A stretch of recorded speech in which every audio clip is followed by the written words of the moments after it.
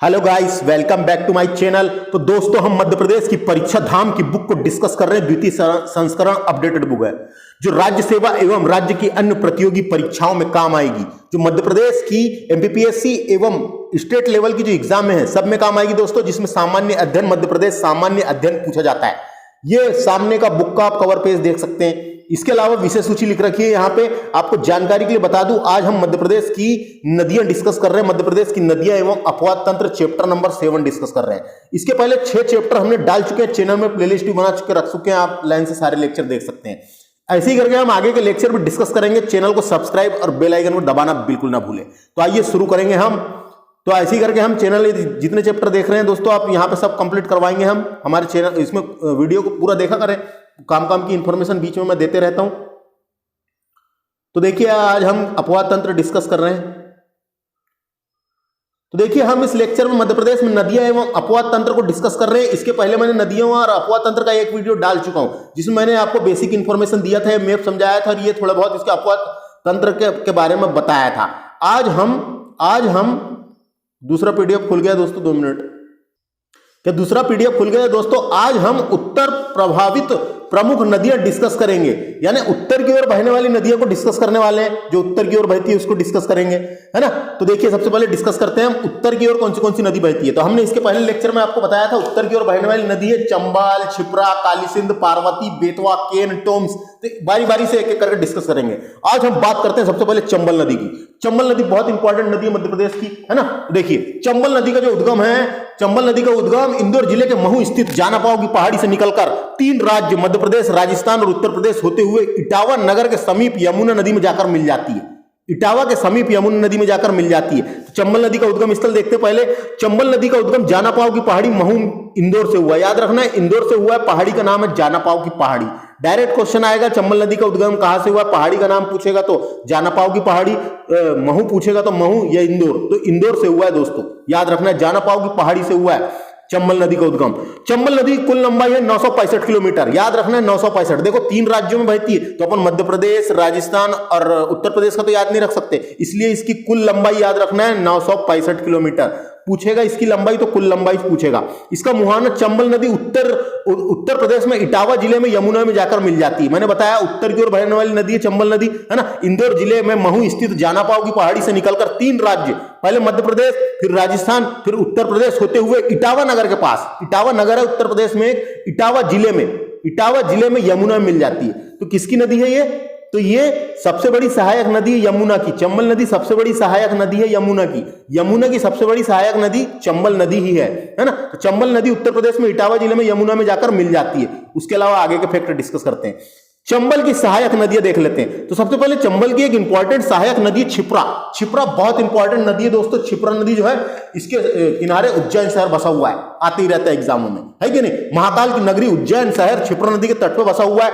तो देखिए, क्षिप्रा नदी से क्या क्या क्वेश्चन पूछे जाते हैं, मैं यही सब बता देता हूं आपको। इसका उद्गम इंदौर जिले की काकरी बरडी की पहाड़ी से हुआ है। डायरेक्ट क्वेश्चन आता है, क्षिप्रा नदी का उद्गम कहां से हुआ है? इंदौर जिले में ही है ये पहाड़ी, काकरी बरडी की पहाड़ी से हुआ है ना। क्षिप्रा नदी का उद्गम काकरी बरडी की पहाड़ी इंदौर में ही है। ये पहाड़ी इंदौर से हुआ है। इसे मालवा की गंगा कहते हैं। डायरेक्ट क्वेश्चन आता है दोस्तों। मालवा की गंगा पूछेगा तो क्षिप्रा नदी को लगाना है, लेकिन मध्य प्रदेश की गंगा पूछेगा आपको तो बेतवा नदी को लगाना है। प्रदूषण स्तर के कारण बेतवा नदी को कहा जाता है। और मालवा की गंगा, मालवा के पठार की गंगा क्षिप्रा नदी को कहा जाता है। याद रखना है, क्षिप्रा नदी की कुल लंबाई है 195 किलोमीटर। 195 किलोमीटर कुल लंबाई है क्षिप्रा नदी की, है ना।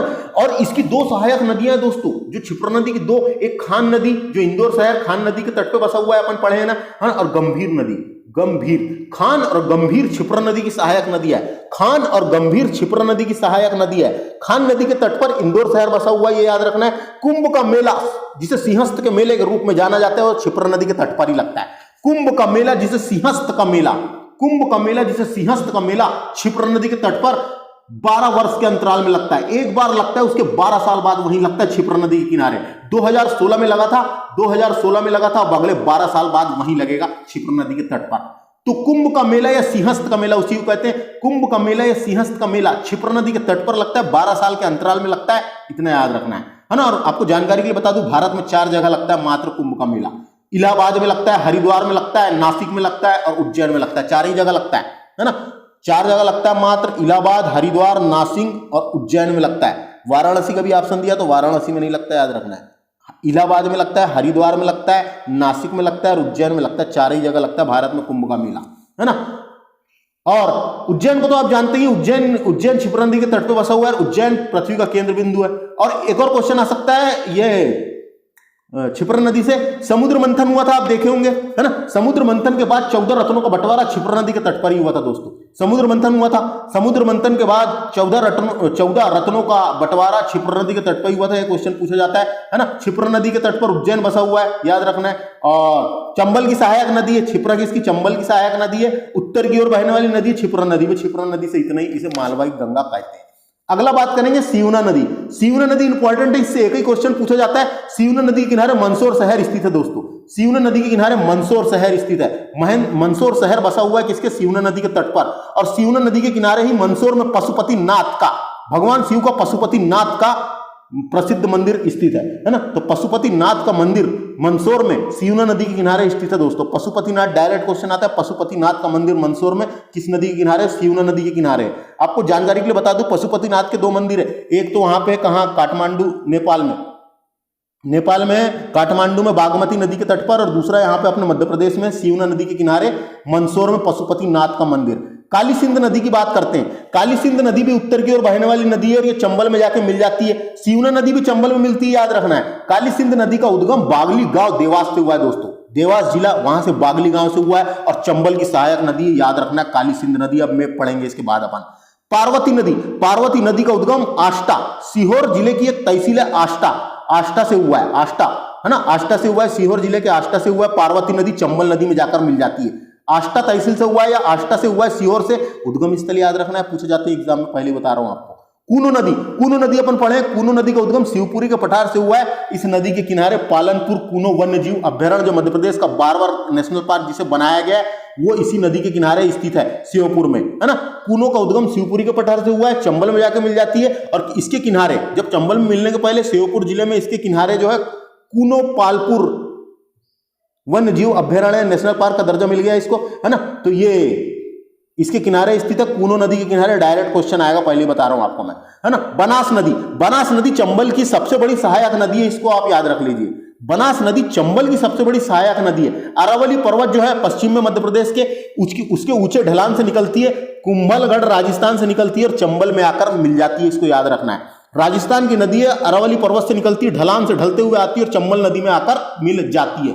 सीप नदी का उद्गम शिवपुर में होता है और यहां इस पर बंजारा बांध स्थित है। डायरेक्ट क्वेश्चन आ सकता है।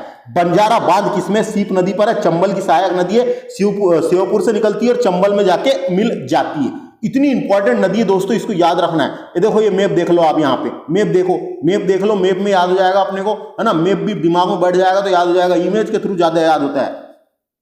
ये मैप देख लो आप, देखो ये चंबल नदी है, यहां से ऐसी गई है ना। उत्तर की ओर बह के जाके इटावा के समीप ये ऊपर से यमुना नदी आई है, यमुना नदी में जाकर मिल जाती है ना। मैंने बता दिया चंबल नदी, इसका उद्गम जानापाव की पहाड़ी, महू स्थित जानापाव की पहाड़ी से हुआ है। महू स्थित जानापाव की पहाड़ी से हुआ है। उत्तर की ओर बहती हुई इटावा के समीप यमुना नदी में आकर मिल जाती है। इसकी सहायक नदी देख लिया अपन ने, क्षिप्रा नदी का उद्गम काकरी बरडी की पहाड़ी इंदौर से हुआ है। काकरी बरडी की पहाड़ी से हुआ है। क्षिप्रा की सहायक नदी है, उज्जैन शहर इसके किनारे बसा हुआ है, इतना याद रखना है।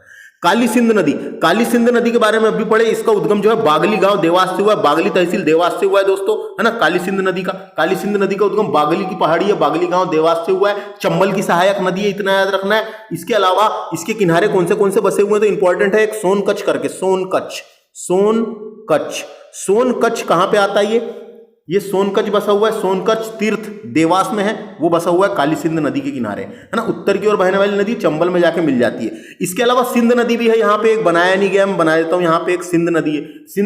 सिंध नदी का उद्गम विदिशा के सिरोंज तहसील से हुआ है। उत्तर की ओर बहने वाली नदी है। गुना, शिवपुरी, दतिया, भिंड जिले की यात्रा करती हुई यमुना नदी में, सॉरी एक चीज गड़बड़ हो गया दोस्तों। देखो यहाँ पे एक सिंध नदी भी है जो ऐसी जाती है लेकिन यमुना में मिल जाती है। कई बुकों में लिखा है यमुना में मिल जाती है, कई बुकों में लिखा है चंबल में मिल जाती है, लेकिन अपने को यहाँ से याद रख लेना है बस सिंध नदी जो है विदिशा जिले की सिरोंज तहसील से निकलती है। उत्तर की ओर बहती है। गुना, शिवपुरी, दतिया, भिंड जिले की यात्रा करती हुई यमुना में मिल जाती है। मोहक जलप्रपात सिंध नदी पर है। मोहक मोहक जलप्रपात सिंध नदी पर है। सिंध, यहाँ सिंध नदी नहीं दिया है, मैं बता दिया आपको।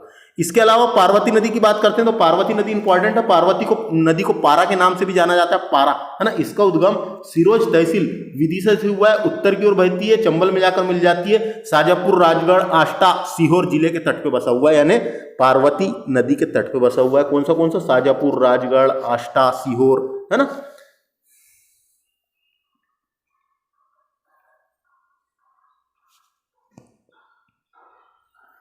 सीप नदी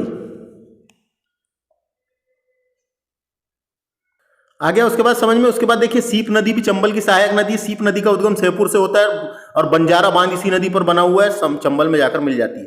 कूनो नदी के बारे में हमने पढ़ लिए, शिवपुरी के पठार से निकलती है, चंबल में जाकर मिल जाती है, खत्म। सीवना नदी मंदसौर शहर बसा हुआ है इसके किनारे। पशुपतिनाथ का प्रसिद्ध मंदिर सीवना नदी के तट पर मंदसौर में है, चंबल की सहायक नदी है। ऊपर से देखिए तो बनास नदी आती है, बनास नदी, और ये भी चंबल में आकर मिल जाती है। इसके अलावा एक और नदी है राजस्थान की जो इसमें आके मिलती है, ब्राह्मणी नदी। ब्राह्मणी नदी भी चंबल में आके मिलती है ना। उसके अलावा देखिए इसमें 3 प्रमुख बांध है दोस्तों, इस पे 3 प्रमुख बांध है ना। एक तो है गांधी सागर बांध जो मंदसौर में है, दूसरा है राणा प्रताप सागर बांध, है ना। राणा प्रताप या राणा सागर बांध चित्तौड़गढ़ राजस्थान में है ये।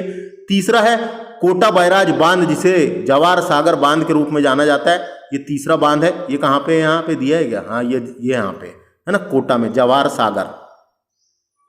आगे समझ में 3 प्रमुख बांध है। एक जलप्रपात है चूलिया जलप्रपात चंबल नदी पर, चा से चूलिया, चा से चंबल, ऐसा याद रखना है बस। ये मैप को आप एक बार देख लेना है, दिमाग में बैठा लेना है। इधर साइड हम बुक में जो लिखा है उसको पढ़ते हैं और अच्छे से समझ में आएगा।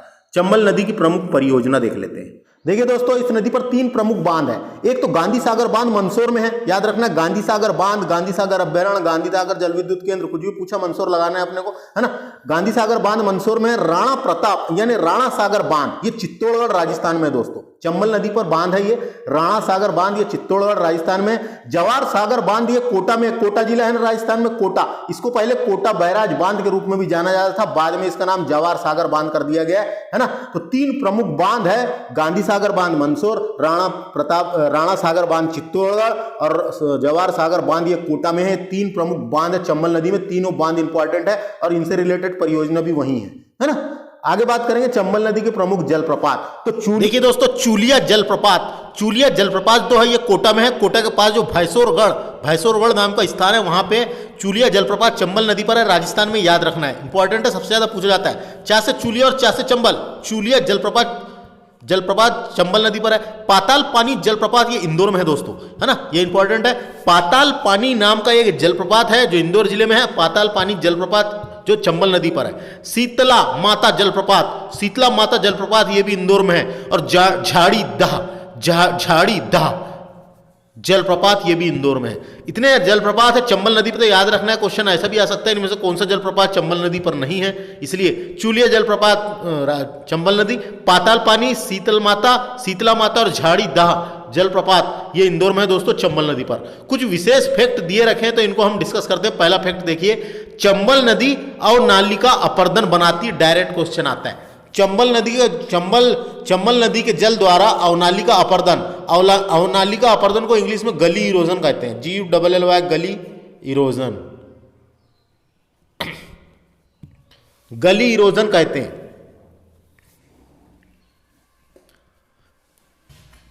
क्या होता है दोस्तों ये अवनालिका अपर्दन या गली इरोजन? जब बरसात आती है तो वर्षा का जल जो जमीन में आता है, जमीन में तेज बहाव से सतही मृदा, जो सतह की मृदा है वो अपर्दन से धाराओं के रूप में बह जाना ही अवनालिका अपर्दन या गली इरोजन कहते हैं।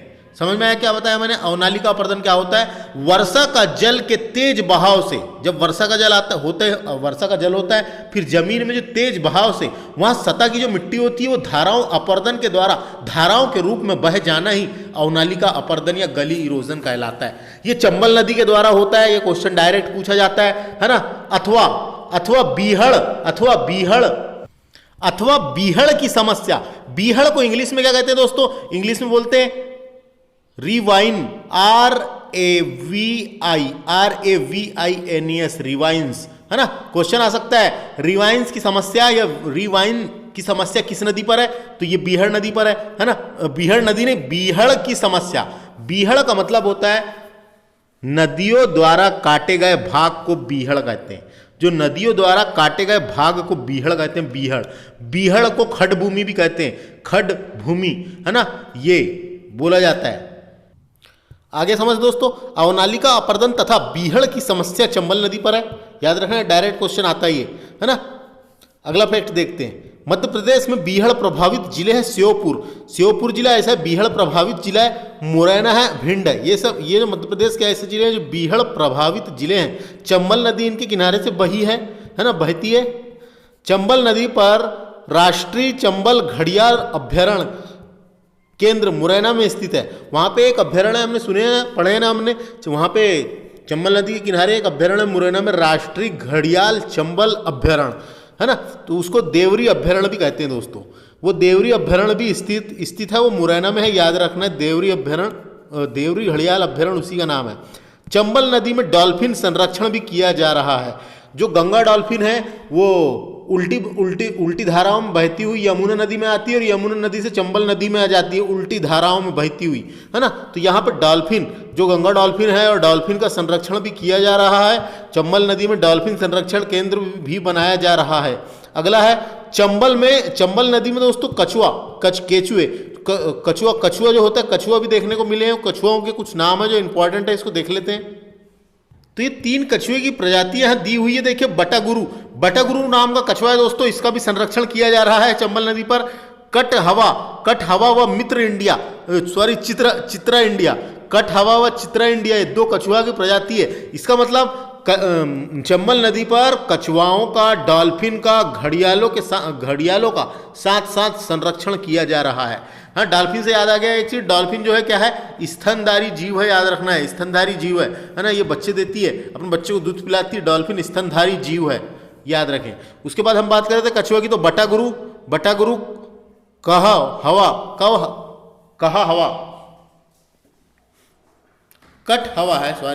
कट हवा, चित्रा इंडिका नाम के कछुए के प्रजाति का भी संरक्षण किया जा रहा है।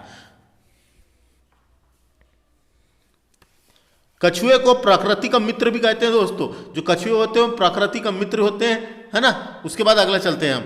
चंबल नदी का पुराना नाम या प्राचीन नाम चर्मावती व कामधेनु है दोस्तों। चर्मावती व कामधेनु है। चर्मावती का उल्लेख जो कालिदास की मेघदूत जो उसकी रचना है कालिदास की, उसमें भी वर्णन है। याद रखना है ना। डायरेक्ट क्वेश्चन आता है। चंबल नदी का पूरा नाम चर्मावती या कामधेनु है। बनास, सीप और चंबल नदी, देखो बनास नदी चंबल में आके मिलती है, सीप नदी भी चंबल की सहायक नदी है। तो बनास, सीप और चंबल नदी जो है रामेश्वर त्रिवेणी संगम का निर्माण राजस्थान में करती है। ये एक संगम है दोस्तों, ये इंपॉर्टेंट संगम है। ये भगवान शिव का है, रामेश्वर त्रिवेणी संगम। रामेश्वर त्रिवेणी संगम, ये जो वहां का राजस्थान का एक जिला है, सवाई माधोपुर जिला राजस्थान में है। वहां पे है ये संगम, है ना। भगवान शिव का पवित्र स्थान है। भगवान शिव का राजस्थान में पवित्र स्थान है रामेश्वर त्रिवेणी संगम। तो कौन सी नदी मिलती है? बनास, सीप और चंबल। एक नोट लिखा है, देख लेते हैं। डॉल्फिन मछली को चंबल का ब्रांड एम्बेसडर बनाया गया है। मैंने बताया था ना, डॉल्फिन का भी संरक्षण किया जा रहा है चंबल नदी पे। तो डॉल्फिन मछली को चंबल का ब्रांड एम्बेसडर बनाया गया है। डॉल्फिन के बारे में आप जानते हैं, ये एक स्तनधारी जीव होता है ना। इसे मछली भी कह देते हैं, पानी में रहती करके, नहीं तो ये एक स्तनधारी जीव है। तो अब आगे बात करेंगे हम नेक्स्ट नदी की। तो इससे चंबल नदी से इतने इंपॉर्टेंट क्वेश्चन है जो परीक्षा में पूछे जाते हैं। देखिए, हो गया चंबल नदी, हो गया। अब हम बात करेंगे बेतवा नदी की। तो बेतवा नदी दोस्तों, इसका उद्गम रायसेन जिले के कुम्हारा गांव से हुआ था। रायसेन जिले के कुम्हारा गांव से हुआ है। रायसेन जिले के कुम्हारा गांव से हुआ है। इसे बुंदेलखंड की जीवन रेखा कहा जाता है दोस्तों। इसे बुंदेलखंड की जीवन रेखा कहा जाता है ना। ये मुहाना क्षेत्र देख लेते हैं। बेतवा नदी उत्तर प्रदेश में हमीरपुर जिले में यमुना में मिल जाती है ना। यमुना में मिल जाती है। कहाँ पे मिलती है? हमीरपुर जिले में यमुना नदी में मिल जाती है। तो इसका उद्गम रायसेन जिले के कुम्हारा गांव से हुआ था। उसके बाद ये सागर जाती है, फिर विदिशा जाती है, फिर टिक्कमगढ़, फिर छतरपुर होते हुए उत्तर प्रदेश में झांसी के निकट मैदानी भागों में प्रवेश करती है और यमुना नदी में हमीरपुर जिले के पास यमुना नदी में मिल जाती है ना। तो झांसी के बाद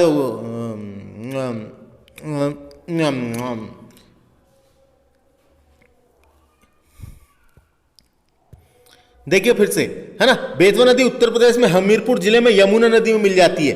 तो ये जो है बेतवा नदी जो है रायसेन जिले के कुम्हारा गांव से निकलती है, उसके बाद ये सागर जिले जाती है, फिर विदिशा, फिर छतरपुर, टीकमगढ़ होते हुए झांसी के निकट मैदानी भागों में प्रवेश करती है, ललितपुर जिले से भी जाती है, और उसके बाद यमुना नदी पे हमीरपुर जिले के पास, जो उत्तर प्रदेश का हमीरपुर जिले के पास यमुना नदी में मिल जाती है। इतना इससे याद रखना है अपने को, बेतवा नदी बहुत इंपॉर्टेंट है। इसकी सहायक नदी देख लेते हैं, उसके पहले हम देखते हैं इसकी लंबाई। तो इसकी टोटल लंबाई 590 किलोमीटर है दोस्तों, इसकी टोटल लंबाई जो है 590 किलोमीटर है। बेतवा की सहायक नदियां हैं बीना नाम की एक नदी है दोस्तों, बीना नाम की एक नदी है जो बेतवा की सहायक नदी है ना। बेतवा की सहायक नदी है, बेतवा की एक उपनदी बोल सकते हैं हम, बीना को उपनदी है। और आला उदल के लोक काव्य में इस नदी का जिक्र मिलता है दोस्तों। जो बीना नदी है उसका जिक्र आला उदल के लोक काव्य में इस नदी का जिक्र मिलता है, इतना याद रखना है। उसके बाद बात करेंगे हम घसान नदी। घसान नदी बहुत इंपॉर्टेंट है। घसान नदी जो है ये दाएं से जाकर मिलती है, काय में, दाएं से जाकर मिलती है बेतवा में। और घसान नदी जो है उत्तर प्रदेश के ललितपुर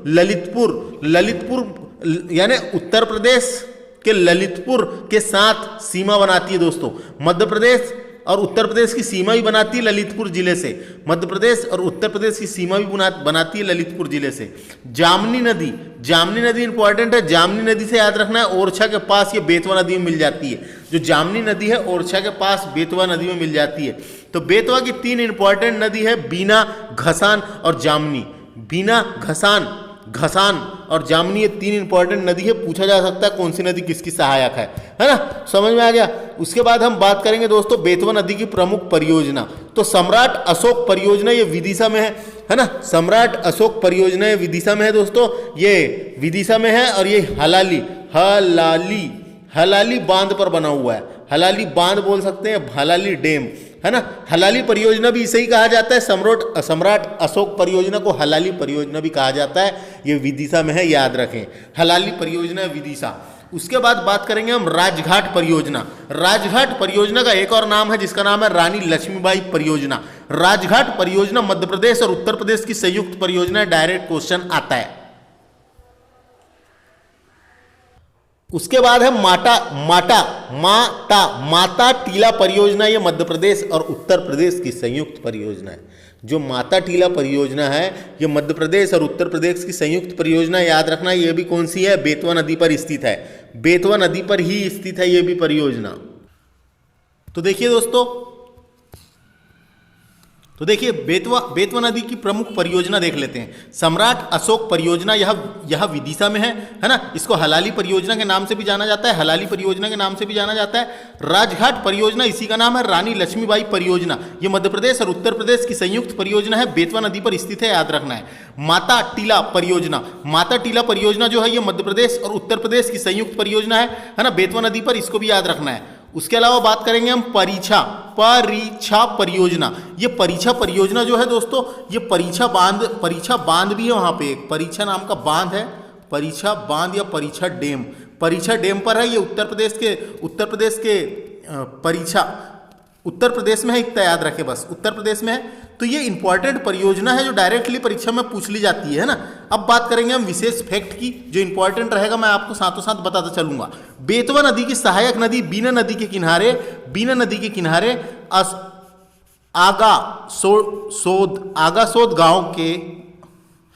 आगासोद गांव में बीना तेल रिफाइनरी स्थित है दोस्तों।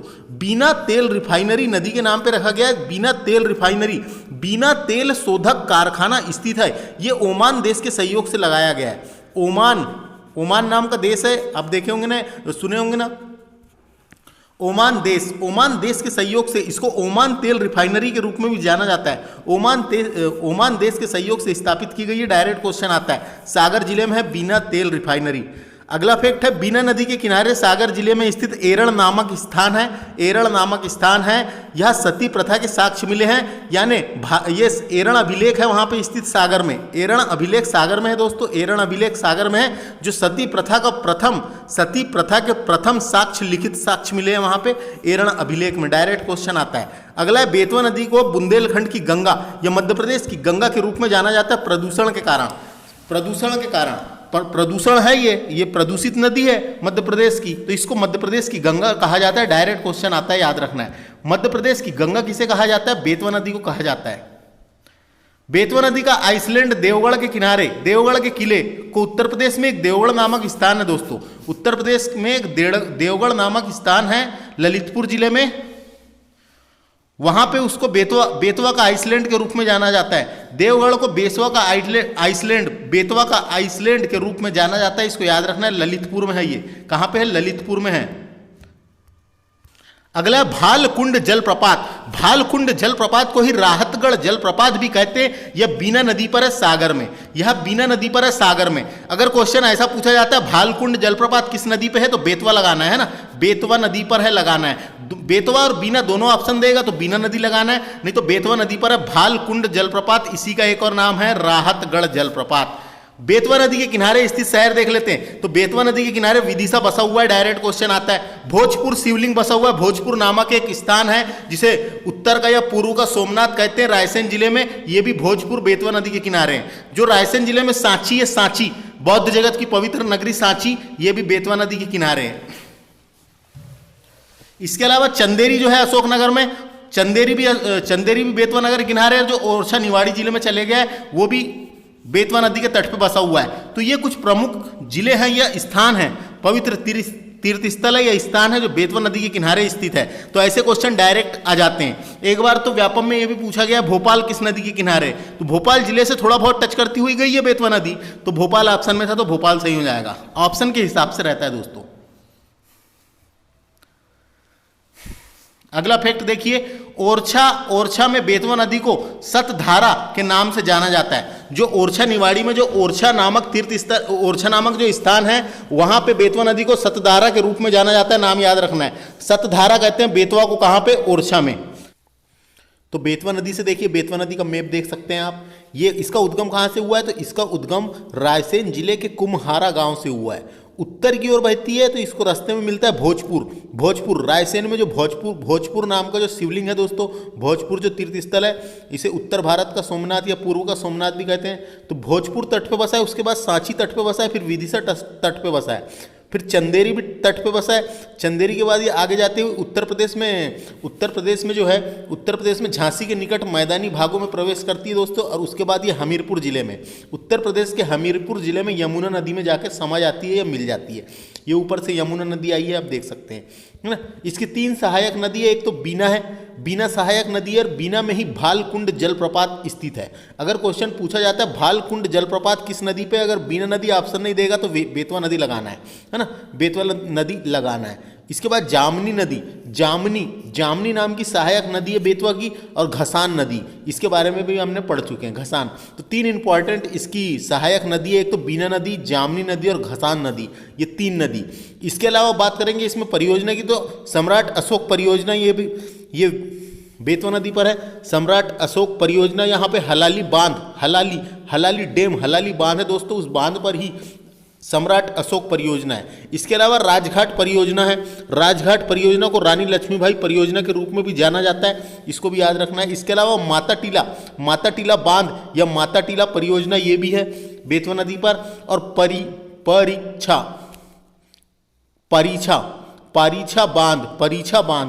बांध, ये भी बेतवा नदी पे याद रखना, इंपॉर्टेंट बांध है। परीछा बांध जो है उत्तर प्रदेश में है ना, ललितपुर के पास। तो ये आप मैप इसका देख सकते हैं और याद रख सकते हैं आसानी से। इतने ही क्वेश्चन दोस्तों बेतवा नदी से अभी तक के पूछे गए हैं। क्या क्या याद रखना है? तो इसका उद्गम रायसेन जिले के कुम्हारा गांव से हुआ है। यह बीना, विदिशा, छतरपुर होते हुए उत्तर प्रदेश में झांसी के निकट मैदानी भाग में प्रवेश करती है, और उसके बाद आगे जाकर यमुना नदी में मिल जाती है। इसका प्राचीन नाम मैंने बता दिया। इसका प्राचीन नाम क्या था? इसका प्राचीन नाम पूछा जाता है वेत्रवती था, है ना, वेत्रवती था। इसकी कुल लंबाई परीक्षा में आ सकती है, याद रखना है। इसको बुंदेलखंड की जीवन रेखा कहते हैं और ये मध्य प्रदेश की गंगा भी कहा जाता है बेतवा नदी को, प्रदूषण स्तर के कारण, प्रदूषण के कारण। सहायक नदी मैंने बता दिया बीना, घसान, है ना, केन भी इसी की सहायक नदी है, जामनी। ओरछा, सांची, गुना, विदिशा इसके तट पे बसे हुए हैं, उत्तर पूर्व की ओर बहती है, ये उत्तर की ओर बहती है, ऐसा पूछा जा सकता है। और भालकुंड जलप्रपात बेतवा नदी पर है, याद रखना इंपॉर्टेंट है। अब हम देखते हैं यहाँ पे किनारे में एक साइड में ये लिखा हुआ है प्रमुख नदियों के उद्गम स्थल, तो इसको डिस्कस कर लेते हैं। ये कुछ ऐसी नदियाँ हैं जिनके उद्गम स्थल डायरेक्ट परीक्षा में पूछे जाते हैं, डायरेक्टली परीक्षा में पूछ लिए जाते हैं कि किस नदी का उद्गम स्थल कहाँ पर है, इसलिए हमको ये याद रखना है। तो देखिए सबसे पहले बात करेंगे दोस्तों अमरकंटक की। अमरकंटक से 3 नदियों का उद्गम है, 3 नदियों का उद्गम है अमरकंटक से। अमरकंटक से एक नदी निकलती है, ये अमरकंटक है मान लो,